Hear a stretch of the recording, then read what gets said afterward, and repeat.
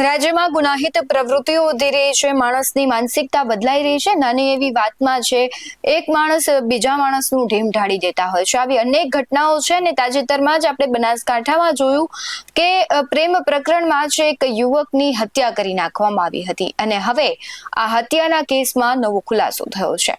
નમસ્કાર, Gujarat BS9 TV ન્યૂઝમાં આપની સાથે હું ભગવતી વિશાવડિયા।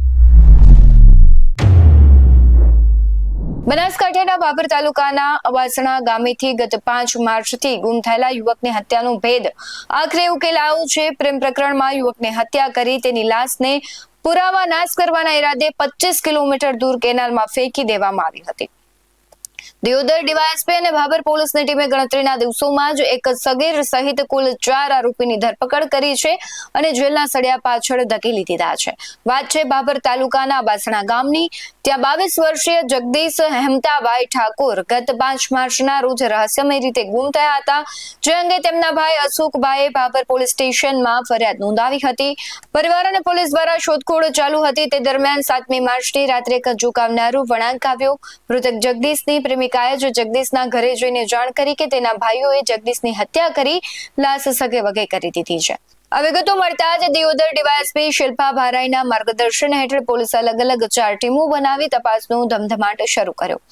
પોલીસની કડક પૂછપરછમાં સામે આવ્યું કે પ્રેમ પ્રકરણની અદાવત રાખી અશોક શાંતિજી ઠાકોર અને એક સગીર કિશોરે જગદીશને ખેતરમાં બોલાવ્યો। ત્યાં ઉગ્ર બોલાચાલી બાદ છરીના ઘા ઝીકી તેની હત્યા કરી દેવામાં આવી। ત્યારબાદ પુરાવાનો નાશ કરવા માટે આરોપીએ પિતા શાંતિજી ચહેરાજી ઠાકોર અને અન્ય સંબંધી સુરેશ હરજી ઠાકોરની મદદ લીધી। આ ચારેય શખ્સોએ ખાનગી ગાડીમાં લાશને અવાસણાથી 25 કિલોમીટર દૂર ચરાડા પાસે આવેલી કચ્છ બ્રાન્ચ કેનાલમાં ફેંકી દીધી હતી। સમગ્ર ઘટનાને લઈને શિલ્પા ભારાઈ શું કહી રહ્યા છે તેના પર નજર કરીએ। આ કામની હકીકત એવી છે કે અશોકભાઈ હેમતજી ઠાકોર રહેવાસી અબાસણા ભાભર વાળાઓએ ગત તારીખ 6/3/2026ના રોજ ભાભર પોલીસ સ્ટેશન ખાતે ગુમ જાહેર ખબર આપેલ હતી, જે પૈકી તેમને એવું જણાવેલ હતું કે ગત તારીખ 5/3/2026ના રોજ પરિવારના સભ્યો તથા ગુમ થનાર જગદીશભાઈ હેમતજી ઠાકોર ઉંમર વર્ષ 22 રહેવાસી અબાસણા ઘરેથી રામનગર રોડ ઉપર આવેલા ગૌચરના ખુલ્લા મેદાન પર બેસવા જાઉં છું એવું કહી અને ઘરેથી નીકળેલ, જે સવાર સુધી પરત ના આવેલ, એ બાબતની તારીખ 6/3/2026ના રોજ ભાભર પોલીસ સ્ટેશન ખાતે ગુમ જાણવા જોગ દાખલ કરેલ હતી।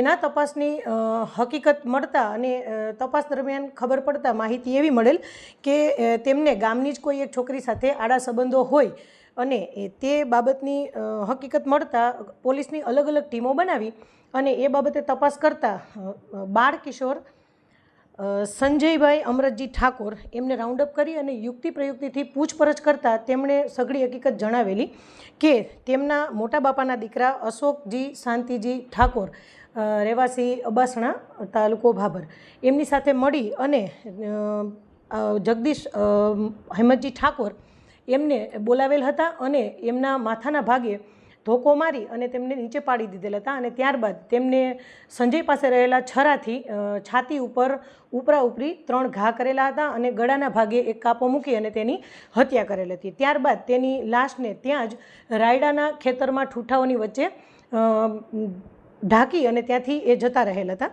અને ત્યારબાદ ઘરે જઈ અને પ્લાસ્ટિકના કોથળામાં પેક કરી અને ત્યાં છુપાવી દીધેલ અને બીજા દિવસે એના બાપા શાંતિજી ચહેરાજી ઠાકોરને વાત કરેલ કે લાશને સગે વગે કરવા બાબત તેઓએ જણાવેલ કે રાત્રિના દરમિયાન 11-12 વાગ્યાના અરસામાં બીજા દિવસે તેઓએ ત્યાંથી સંતાડેલી લાશ કાઢી અને શાંતિજીએ પોતાના ભાણેજ સુરેશ હરજીભાઈ ઠાકોર રહેવાસી ઊંચોસણ સુઈગામવાળાને જાણ કરી અને તેને બોલાવેલ અને તેઓ તેમના કબજાની સ્વિફ્ટ ગાડી લઈને આવેલા અને આ ગાડીની અંદર બાકીના 3 જણાઓએ મળી અને લાશને છુપાવી ચારંડા પુલ પાસે નર્મદાની કેનાલની ઉપરથી લાશને તેમાં ફેંકી દીધેલ। આવી હકીકત જણાવતા અમોએ અલગ અલગ ટીમ બનાવી અને લાશની શોધખોળ શરૂ કરેલ, જેમાં લાશની હેડ કોન્સ્ટેબલ જામાભાઈ જગાભાઈ એ ચારંડા પુલ પાસે કેનાલમાં પાણીમાં ઉતરી અને શોધખોળ કરતાં ત્યાંથી લાશ મળી આવેલ હતી અને તેને બહાર લાવતા તેની ઓળખવિધિ કરતાં તે જણાઈ આવેલ કે તે મરણ જનાર